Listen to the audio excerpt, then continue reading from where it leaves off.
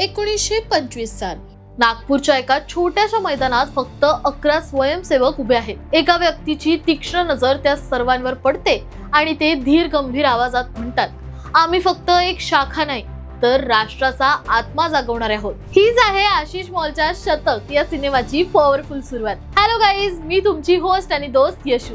आज आपण घेऊन आलोय शतक या मूवीचा रिव्ह्यू। हा चित्रपट म्हणजे केवळ एका संघटनेचा इतिहास नाही तर डॉक्टर केशव बळीराम हेडगेवारांच्या कन्व्हिक्शनची कथा आहे। एका छोट्याशा गटापासून सुरू झालेला हा प्रवास आज जगातील सर्वात मोठ्या संघटनेपर्यंत कसा पोहोचला हे यात अतिशय ह्युमनाइज करून दाखवलंय। त्यांचे वैयक्तिक संघर्ष, विचारधारणेसाठी सोसलेले कष्ट आणि राष्ट्र निर्मितीची ती वेडी जिद्द, हे सगळं पडद्यावर पाहताना अंगावर अक्षरशः काटा येतो। या चित्रपटाचं सर्वात मोठं धाडस म्हणजे AI आणि CGI चा वापर।